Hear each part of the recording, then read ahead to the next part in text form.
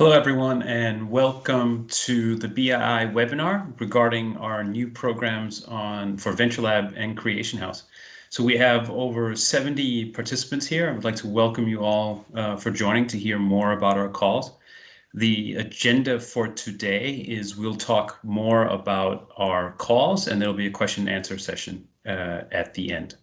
So thank you, Zia, for pushing the slide forward. So agenda for today, welcome and introduction. Maria, part of the business development team here at BII, will talk about Venture Lab. Matthias, also part of the team, will talk about Creation House. I will walk through our call process and guidelines with a specific focus on what it means to be at the BII and physical presence. And in the end, we'll take questions and answers, and we'll try and make sure that there's plenty of time for questions and answers. Please put your questions in the chat, and we will take them there. Thank you. Next slide, Zia.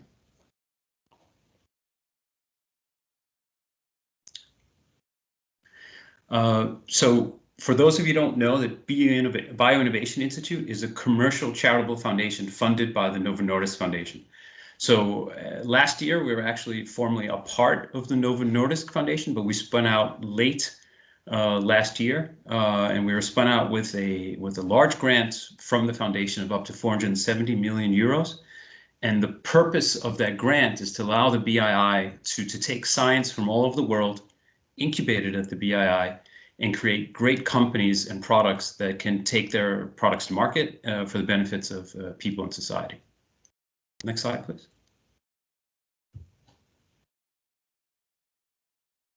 And that's encapsulated here in our vision and mission. So our vision is to support this science and this innovation so that we can actually benefit people in society. So I'll highlight again that we're a nonprofit, and the reason we exist is to fill that gap that exists in the market right now. The way we do it is in our mission. We aim to be catalyzers of commercialization, and we do that via the mechanism of companies or startups. And there are 4 pillars to our offerings to you as potential applicants. That's knowledge, network, funding, and infrastructure. And we'll talk more about that as we move along. Next slide, please. So clearly everyone recognizes this. I imagine many of the audience here are academics. Many of the audience here are thinking about how do I commercialize my idea? And there's this gap between where you are and what's fundable. And our goal at the BII is to find that technology that with the funds and offerings that we have, that we can actually take that science across this bridge and bring it to investors and industry so that the companies can take their next steps. So we've existed since 2018, and I would say that we have initial proof of concept, to use scientific terms, on the hypothesis, and that our hypothesis is correct. Basically, that there's great science out there, and that funded properly and packaged properly, working with the right people, we'll get some results. The numbers sort of speak for themselves. We funded 85 projects to date. We funded them with a total of 360 million kroner.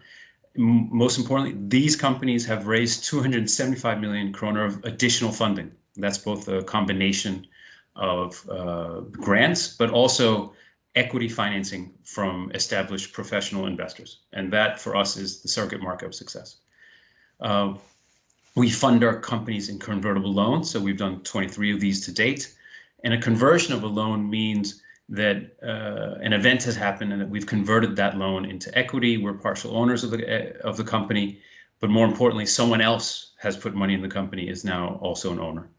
And we've reviewed 480 projects to date, and it's quite important to say that we do have a selective process, and for us, we're looking for fundability as a key criteria. And so that's what we've achieved so far in 2018. Our plans are to scale up, and we'll continue to grant to do these projects and loans at the rate we're going in perpetuity, essentially. So our funding allows to fund up to 2030 and deploy over about 2.5 billion kroner into what we're doing. I think it's fair to say we're one of the best funded if not the best funded incubator in the world. So who is BII for? With regards to this process of applications, it's important to note that we work in 3 separate areas. We work in therapeutics, bioindustrials, and health tech. So therapeutics is sort of well understood. Most of our portfolio is therapeutics. It sort of that represents the industry that we have in our area and the scientific base that we have. We also are working in the areas of bioindustrials and health tech, and this is extremely important to us that we expand these platforms. They're clearly super important for patient impact. They're super important for societal impact, and this is something we've committed ourselves to build out these platforms. So we highly encourage applicants in the area of bioindustrials and health tech as well. We talked about this previously. The 4 pillars of what we offer our startups are knowledge, network, funding, and infrastructure, and they're essential, and we'll go through them one by one. So knowledge, that's essentially the BII staff. So the BD team consists of 9 people. We also have a science and technology team. We have an operations team. Everyone is represented here. I think what's important here is we are measured at the BII by the success of our startups. So essentially, during your journey at the BII, this is an extended part of your team. Each of the companies that work at the BII have a BD anchor, as we call it, so a liaison to the BD that's part of my team, which helps ensure that you have access to that person's knowledge, experience, but also to the broader BII network, so that you can leverage those partners and network for future success. And I'll say it one more time because I think it's important. We don't win unless our portfolio companies win, and that's certainly not always. Sometimes it's a wonderful, smooth, easy process because the science speaks for itself and the team's in place. But a lot of times it requires hard work and discussions to move along the right path. But we take those, and we hope that our applicants do so as well. Next step, please. So our partners. So our partners help us bring our research to market, and we have a whole plethora of different types of partnerships. And I imagine if we scroll forward, we'll see what they are. Yeah, and I think today we'll take the opportunity to announce that we have our newest partnership with Wushi AppTech. So Wushi is a contract research organization, originally based in China, but now a global organization. And the reason we're working with Wushi is that, first of all, they cover many different topics. They provide those services at a high quality. We've also arranged for a discount. And what we're trying to do with working with Wushi is to professionalize the work that's ongoing in the companies. So the point of the BII is not to fund work in your laboratories, but rather to form a company, professionalize that company, and accelerate the company. We believe that's best by working where it makes most sense to work with contract research organizations that also work with pharma and other industry players. So welcome to Wushi, and I believe Dave is on the call. And near the end of this process, if any of you are interested in applying, we'd also recommend reaching out to Wushi with your applications so that you can get some costings on your project from them.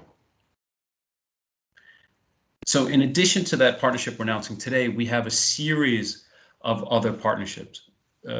Moving left to right on this slide, we work with Quilter Partners to help you find your team. We place great emphasis on advancing your team and making sure you have the right team required for success.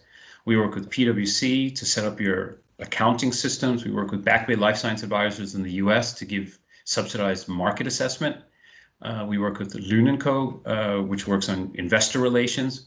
And we work with a variety of business acceleration partners such as Zacco, Heuber, and Plessner to work on your IP and legal frameworks. And finally, we've just recently entered into arrangement with Innovate, which will help you write soft funding applications for EU grants and Danish grants, which is a critical part of bridging the gap between where you are and where your company can eventually raise further financing. Excellent. So this is the funding part. So we arrange our funding in four different programs: Venture Lab, Creation House, Residents, and Faculty. We'll talk today about Venture Lab and Creation House. These are both funded by convertible debt, and they're both here to bring your company from where you are to a point where, on this slide, in the Euro slide, a point where someone else, a professional investor, is willing to take it on and move it forward. If one graduates from Creation House and applies to the resident program, it is possible to join the BII as resident, where essentially your lab, you can use our lab space, you can use our office space, you can continue at the BII and grow there while you're there. So for the Venture Lab and Creation House, we're talking about 4 million kroner for the Venture Lab program and 10 million kroner for the Creation House program. So in the grand scheme of product development, this is not a lot of money, but our experience is that this is a lot of money for the applicants where they are and what else is available to them. And in many cases, together with soft funding, it is the right amount of money to move the case to where it needs to be in order to attract real financing to take the company forward. Finally, infrastructure. We have the BII laboratories, we have the BII office space. We're located currently on the 3rd floor of the Cobus building. The BII team is there. We are trying to build a community at BII so that people are there, people are present, people are working with our team, and our lab space is available as well. To the extent it makes sense, we would encourage applicants to perform their experiments at the BII, to build up their laboratory staff at the BII. If it makes most sense to run it at a different lab, or if it makes most sense to outsource it, that's what you should do. But this infrastructure is available for the companies. Very good. With that introduction, I'll stop there and introduce Maria and ask her to talk about Venture Lab. Thank you, Bobby. So Venture Lab is our accelerator program, is our earliest program. It's a biannual program, meaning that there'll be 2 calls a year. We will take 5 startups per cohort. The program will last 12 months, and like Bobby mentioned before, is a 4 million Danish krone convertible loan. And the purpose of the Venture Lab is really to support early stage founders in their journey from cutting edge transformative ideas into validated concepts. We want this to be the place where you come and test and experiment and pivot very quickly if things are not working. So it's a place to come with hypotheses and test them out very quickly. And that could mean either scientific hypothesis, but also market hypothesis. So for example, if you have a new ingredient, in which type of market does that make more sense? This is the place to really explore. And the purpose of Venture Lab is also that by the end of it, you would be ready to get a seed funding round. With Venture Lab, you will have access to our lab facilities. You will have a dedicated BII anchor that Bobby also mentioned before. You'll have a person from the business development team that will personally guide you and your startup through this process. And also you have in-kind partner services from a lot of the partners that Bobby also introduced before. And Venture Lab is really based on what we call the 3 pillars of a good startup, which is science and technology, it's the team, and it's the business and commercialization of your invention. So in terms of your scientific and technology pillar, you will get a dedicated scientific advisor that will help you really think through what are the key experiments you need to perform and guide you through that process. In terms of team, we really want to put an emphasis on team. A lot of people talk about how mental health is important. How do you move from being an academic leader to a startup leader? So we're going to have a lot of workshops on both competences, but also leadership, and also on how to recruit, for example.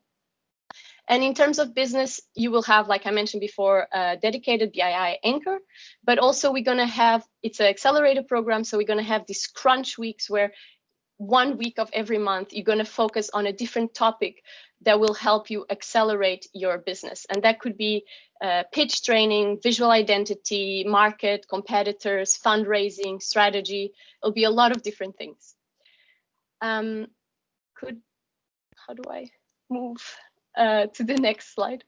Oh, there you go. So you want to now be part of Venture Lab, but what is the minimum that you need to be able to apply for Venture Lab? We wanted to make it really, really easy so we could get the best projects possible. In terms of technology, we only need evidence-based ideas. If you have data, that is great. If you have someone else's data that will support your hypothesis and why you think this new step would make sense, that's also okay.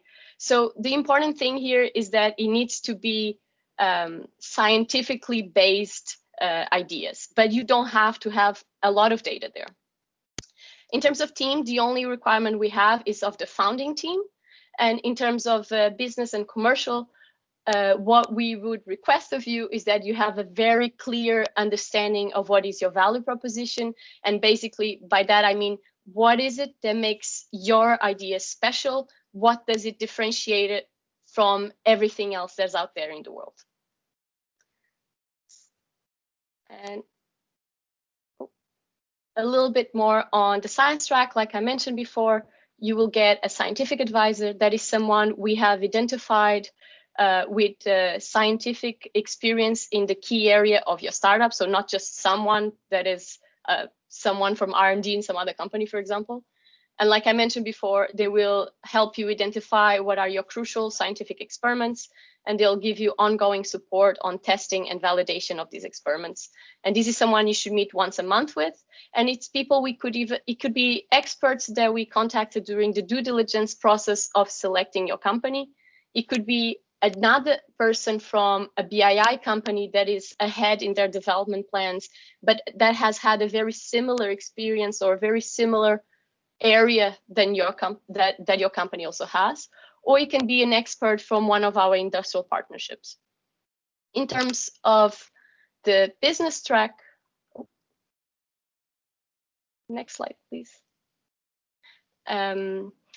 We have these crunch weeks that I mentioned where you're going to learn a lot about new vocabulary that especially if you're like me and you came from a scientific background, there's a lot of new words, but you learn it very quickly. You're gonna get introduced to new tools to use to help you accelerate your commercialization. You're going to be introduced to case studies in the 3 different therapeutics, bioindustrials, and health tech, so that you have something that you can relate to. And you also have some talks from some inspiring international networks. So usually people from other companies that will come and talk a little bit about the theme of that month.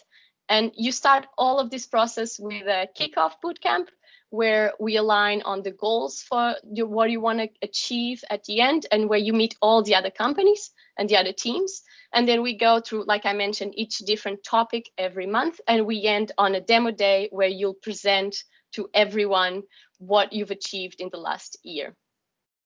And finally, in terms of our team pillar, next slide, please. We really want to build skilled founders. And for that, we have come with founder halos and team workshops. So we're really going to focus on leading the self and leading others.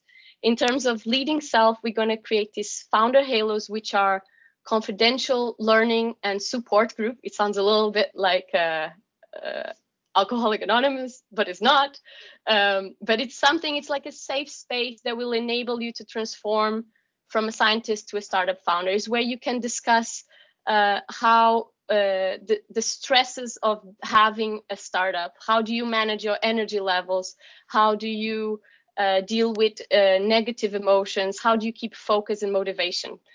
On the other hand, you also have workshops on how to lead others. How do you work in psychological safety in teams, for example? How do you now figure out who are the next people you need for your company? And how do you go about motivating all these people and recruiting them? Yeah, so we really hope that all these 3 pillars will really help you accelerate your startup. And this is Venture Lab. Matthias will now talk about Creation House. Hi, everyone. My name is Matthias. I'm going to talk about the Creation House program.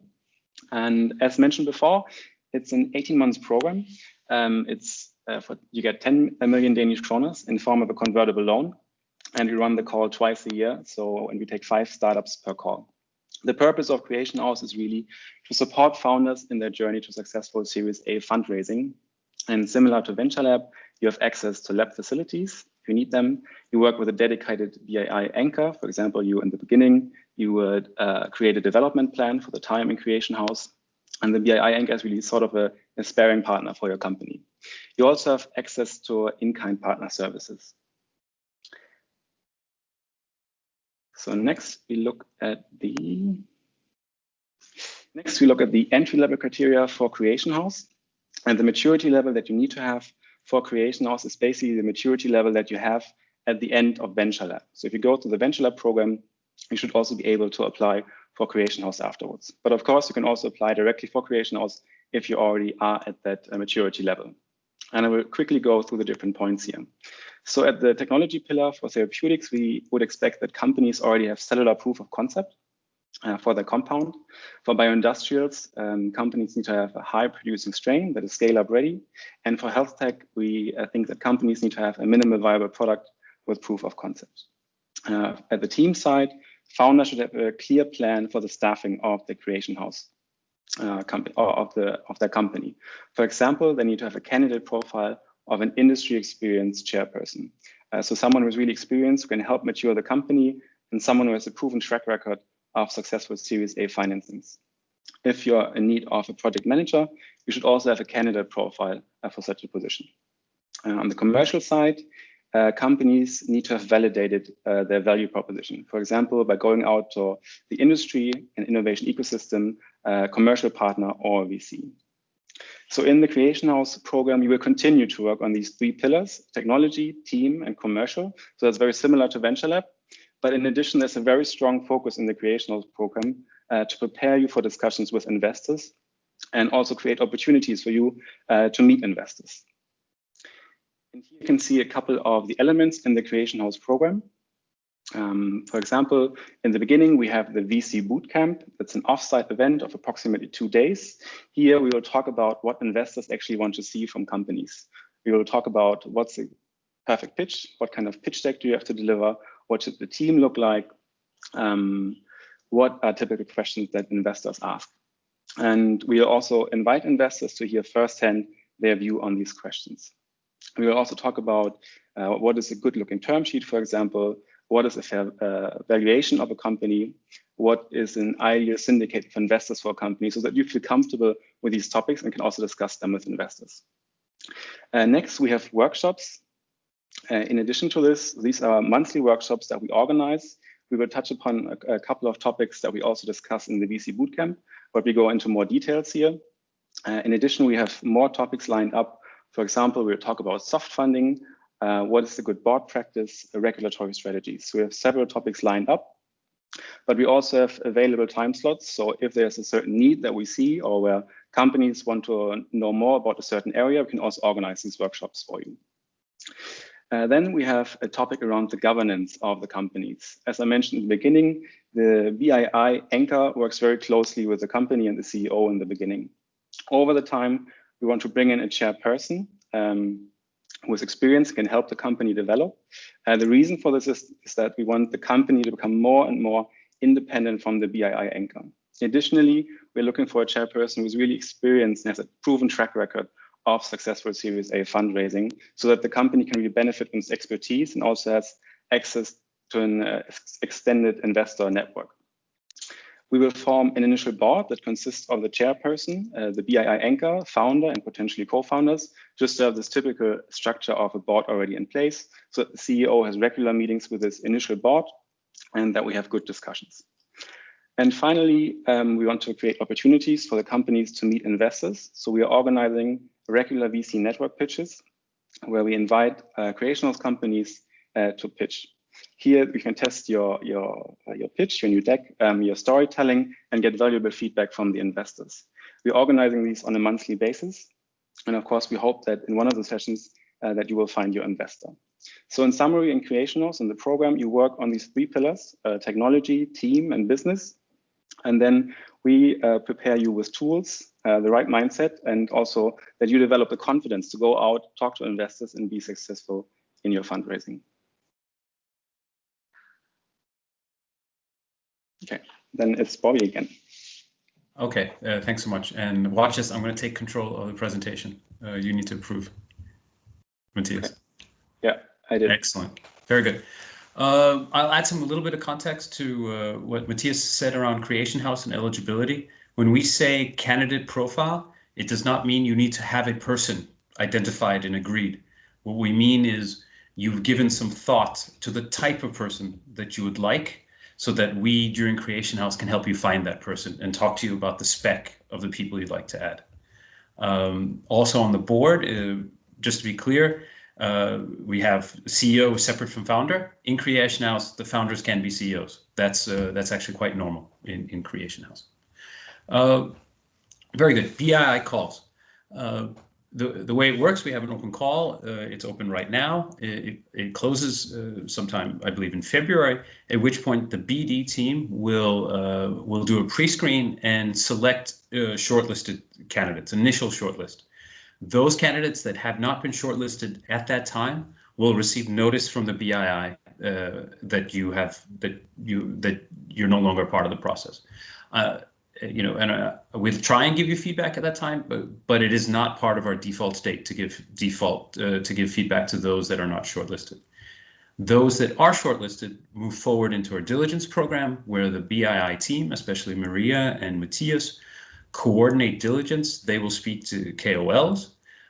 They will work with our commercial advisors, Back Bay. They'll work with IP advisors such as Heuber and Zacco to understand your IP situation. They'll also work with regulatory advisors and specialist advisors such as Lux and Clevo. We take all of that and we collate it. We make a further shortlist at that time, and those companies are presented to our program advisory groups. So we have 3 program advisory groups in each area. The program advisory groups consist of VC firms, and these are tier 1 premier VC firms in each of these areas. So they're representatives from each of the firms, plus some experts as well. They will have seen all the diligence material. They will have seen your application, and this is an opportunity for the applicants to pitch to the advisory group. It's a 10-minute pitch with some question and answer.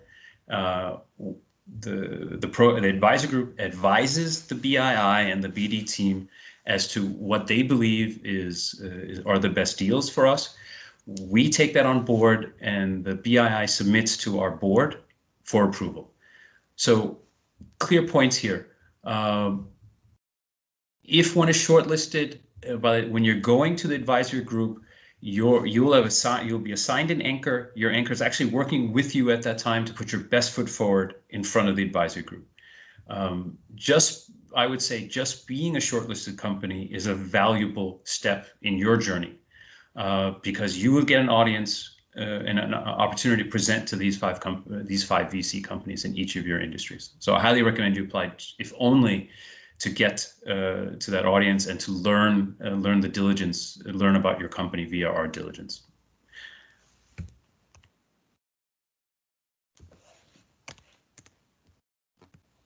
And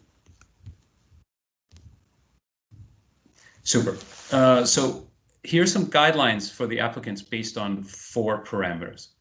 I think the overall theme here that we want to address is what does it mean to have a company at the BII? So I wanted to talk a bit more in detail about the actual funding. Who do we fund? What do we fund? What is this? What happens to your intellectual property? Who do you collaborate with? And where will you physically be? So currently, BII funds Danish companies with founder-friendly convertible debt. So the founders of the project, the scientific project, are the owners of the company. So you create a company with yourself as owners.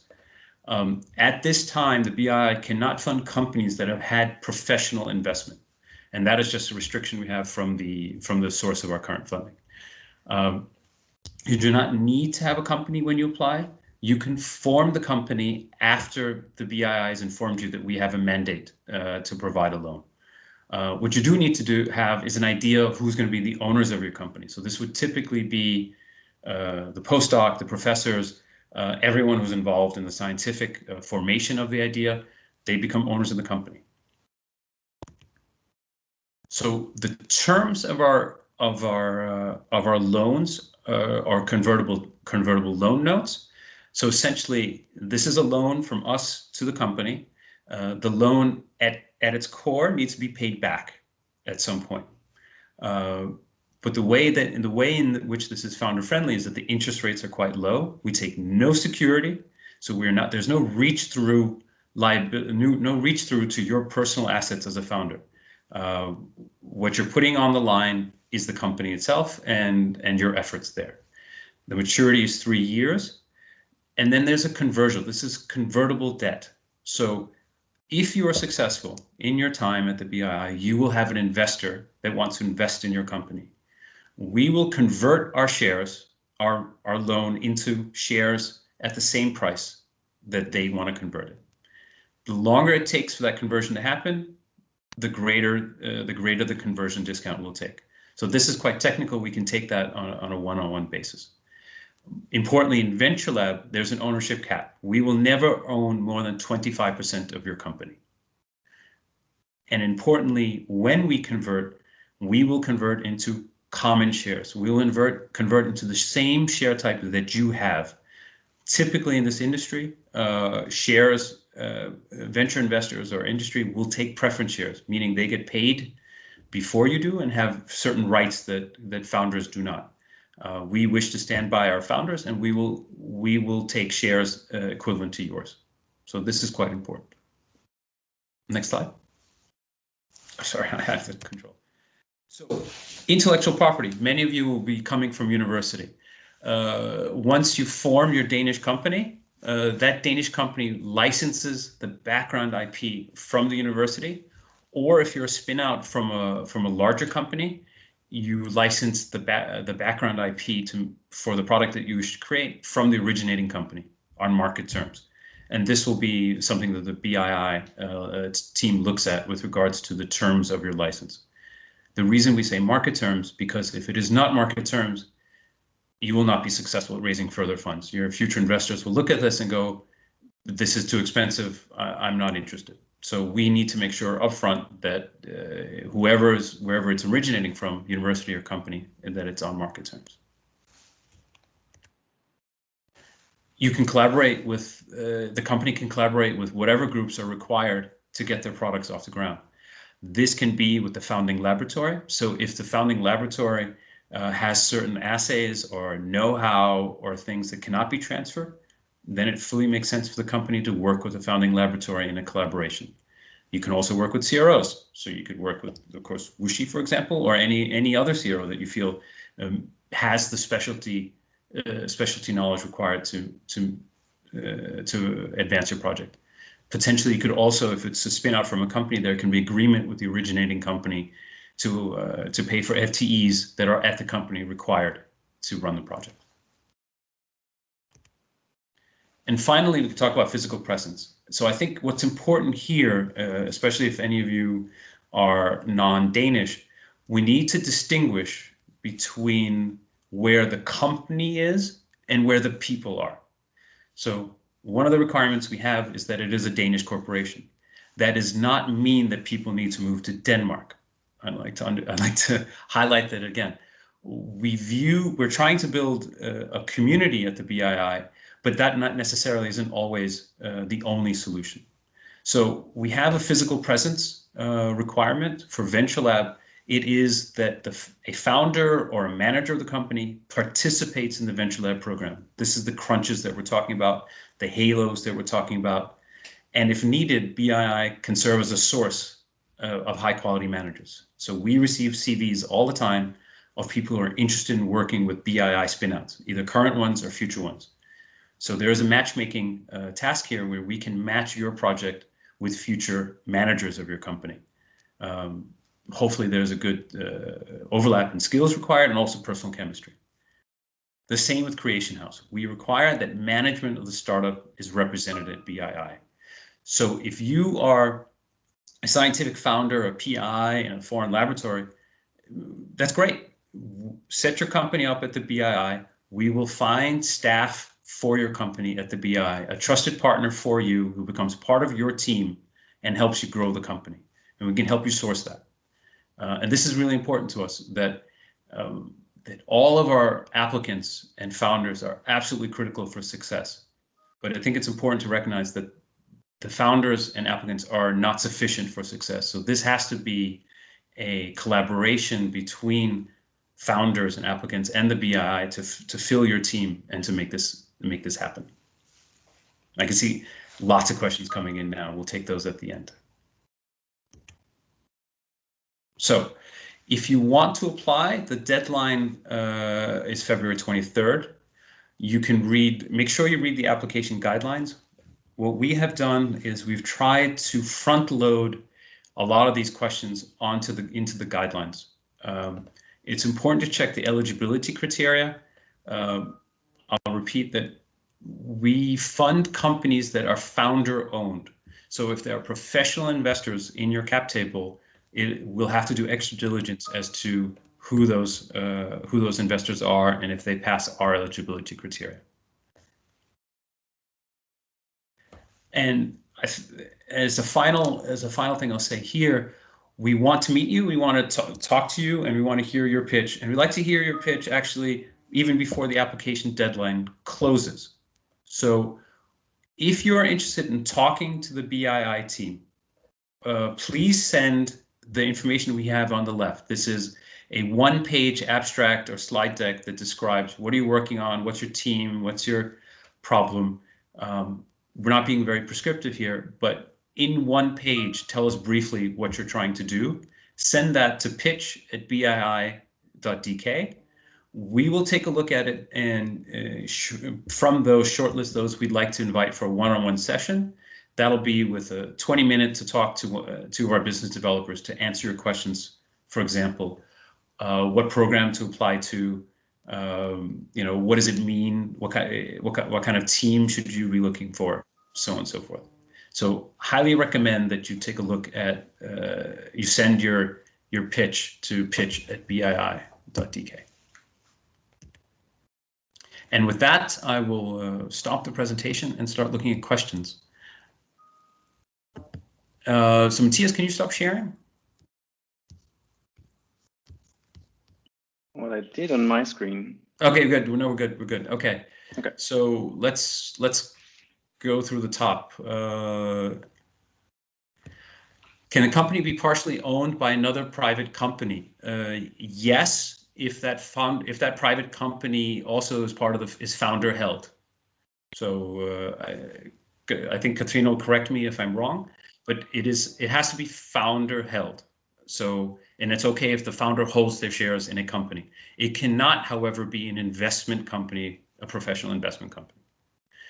We would, at one point in the future, like to be able to incubate companies that have professional investors on board, but we don't have a source of funding that will allow that just yet. Do you impose any obligatory workload on the participants of Venture Lab or Creation House? Maria, I think you can comment on Venture Lab. My guess here is, yes, we expect people in Venture Lab to participate in Venture Lab. Yes, so we have these crunches, which is basically 2 to 3 days, the first week of the month, where you're going to have sort of classes and you're going to be introduced to all these concepts. So the crunches. And it's also where you will have the halos. So, and then basically you go and you explore based on the information that you got, and then you'll have a checkup in the middle of the month with the people that are helping you do this, but that can be virtual as well. We also building a virtual library, so it would be possible to do it virtually. We can see that the more the companies are at BII, the better results we get with those companies. And Matthias, will you comment on Creation House and, for example, the VC bootcamp and then ongoing representation at the BII? Yes, the VC bootcamp, that will be a 2-day event, and we would really like to have as many of you who participate at that event. We want to make sure that you get to know each other, and it also really lives from working together and meeting one another. For the workshops, that's a monthly event. And of course, some of the topics might not be relevant for all of the companies, but we strongly encourage everyone to join. But of course, if there's something for bioindustrials and it's more therapeutics related, you don't have to join these workshops. Yeah, I would add, I think the important part about participation in Creation House is that you have management represented. That management could be founders, or that management could be someone you've hired to represent you. This is the key. When we have VCs and industry visiting us, you need to be there to win. Essentially, it's showing up as half the battle. So we need to be able to we'd like to be able to make an introduction, and then make things happen in that sense. So we are not a virtual incubator. So there has to be some sort of physical presence, and we're happy to help you find that manager. And I think that's really important. Anna, can I ask you to pick one question and then send it again? There's like 5 questions here. Stefan, how far is expectation of Appen will get for 10 million kroner for Creation House? Very good question. In therapeutics, to be successful, a company needs to get to some idea of therapeutic window. You need to have an animal model at a dose, and you need to have some sort of idea of what the toxic dose is in a non-GLP setting. That's sort of the standard for what a therapeutic VC would be interested in. And when we start with Creation House, that's sort of where we look at how far could this company go on 10 million kroner. I would add that companies generally raise more money. Most of our companies get innovation funding, innovation funds grants. Many of them get EU grants, and there'll be a further push now to start working on American applications with consultants as well. Lisa, is it okay to have one founder? Yes. Okay, not to have a scientific background? Fine. What's important here is that it's a scientifically valid idea and you're working with people who complement your background. For the convertible loan, when does the conversion start? It's on the start date of the loan. Yeah, it's on the start date of the loan. So if you're able to convert, 11 months and 15 days after the loan date, there's no conversion discount. When you get past the 12 months, you have the first tier of a conversion discount. Winnie, nice to hear from you. Fundability. What does fundability mean here? Yeah, so good question. There are a lot of projects out there that aren't currently fundable because of many reasons. We are looking for those companies that with our help and with our funds can become fundable from an industry perspective. So for Venture Lab, it means fundable in a seed round of approximately 10 million kroner, right? We also have a seed round funding mechanism for 10 million kroner of Creation House. So, if Venture Lab can get to that point, that's great. For Creation House, we're really looking for companies that can raise professional investment in the multi-million euro amount, ideally 10 million euros or more for therapeutics, for example. Bioindustrials and health tech may have a slower ramp up, but the ambition is no less. So when we look at fundable, we mean, can this at some point be a project that is fundable by those investors? There's a lot of unmet need. There's a lot of great science, but not all projects that address unmet need and have great science will be fundable in our eyes. So, and that's part of what we look at. Is it possible to use the funds in more than one program period? Yeah, good question. So the Venture Lab is 12 months, the Creation House is 18 months. What that means is when you join the program, will have a lease agreement at the BII. So you'll form a company and you will have the right to use our infrastructure and facilities for 12 months or 18 months. That does not mean that your company goes away at the end of 12 months and 18 months.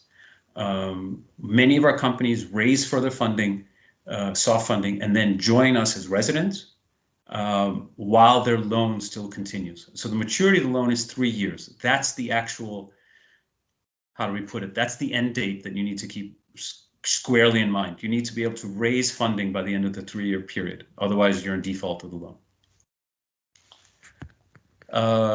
Jonas, you say DK startup. All company needs to be founded in Denmark. You need a Danish CVR number. So our loan goes to a Danish company, and we have helped foreign applicants set up Danish companies, and actually even use it to pay their first bill. So we're there now where this is possible. Stefan, does the BI own equity in the company overall or specific? No, we own. If we were to convert, we convert into the company. So all of the assets of the company form the assets of the owners, as it were. So if you were to form a company and then bring in further ideas in the company, that would also be subject to all of your owners would partake in that, as it were. If you wanted to keep it outside of this regime, you should start another company, but then you also need to be careful of your own non-compete and your obligations to the primary company that you formed. Anna, Venture Lab, do we plan to increase the number of loans? We have a fixed amount of funding, and right now we're committed to running Venture Lab twice this year and 5 each time. Would it be possible to send co-owner with no background in science to Venture Lab? Maria? Sorry. This is Morten's question. Yes. Would it be meaningful to send a co-owner with no background in science to participate in Crunch Weeks? Definitely. The important thing is to have someone with power in the company to participate in the Crunch Weeks, because what we don't want to do is train you to think about all these different scenarios and different things you need to think about, but then you go and talk to the company and you have no power to persuade the rest of the founders. So yes, as long as he's a founder, no problem. And I would add that this is not a scientific experiment at the BII. This is a commercial experiment. So a non-scientific background isn't really an exclusionary exclusion criteria for that.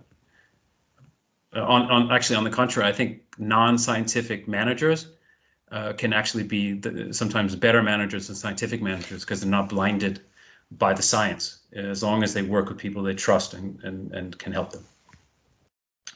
Jörn asked about EU grants for eligibility. Again, we look at the cap table. So as long as your cap table has no professional investors, you're good. What is the difference in BII and Nova Seeds? Very good question. BII is non-profit foundation, almennyttig in the Danish term, to bring science to market. So we're here to make companies eligible for financing. Nova Seeds is a strategic funder of early stage Scandinavian science. They do have, I won't speak for them, but they generally invest later than we do. They invest in fewer companies than we do and much more money than we do. So Nova Seeds is clearly one of our most important partners because they're the largest seed investor in our local area. So we share everything we do with them because we're interested in them picking it up. But we also share everything we do with lots of other investors that have a seed mandate and are interested in Scandinavian companies. For us, it's about getting the companies financed. And we do hope that Nova Seeds wishes to take them and others. What do you look for in digital health, digital therapeutic companies for Creation House? Tony, if you're on the line, will you give a little brief overview? I think he was. Sure. Thanks, Bobby. Maybe very briefly, I guess the goal of Creation House is to support companies to become Series A ready. So in the world of digital health or digital therapeutics, that means that the 10 million Danish kroner is really to generate enough evidence in the clinical setting so that you can go forward towards moving towards go-to-market, right? Generating further proof to the next investor to come on board to say there's a clear path to a regulatory approval for the product. And as for the partners that we have, we do have a lot of investors in our network that they are connected to major European markets that can help companies potentially to go to market in those geographies. Very good. Thank you, Tony. Keenan Pinto, do spinouts from companies get evaluated at par with freshly funded companies? Yes. I mean, for us, it's about, with regards to funding, it's about, does the company address an unmet need? And when we are finished with the company, do we believe that they would be fundable? I would add, however, we do see instances where companies try and create an entity specifically for BII funding. That generally doesn't work. We do stick close to the ethos of founder-funded companies. So in that case, if you're doing a spin out from an established company, make sure you have a founder cap table and a market standard license for any background IP. It doesn't look like we have further questions, so we actually have 5 minutes left. So if there are other questions, we're happy to take them.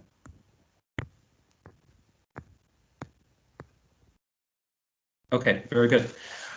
So we finished on time. I'll thank everyone out there for listening. I'll thank Maria and Matthias for a nice presentation of Venture Lab and Creation House. Highly encourage everyone here to consider applying. Also encourage you to send your pitch to pitch@bii.dk. It's almost like we should have had a final slide, a final thing on that. Thank you very much, and thanks for listening. Take care. Thank you.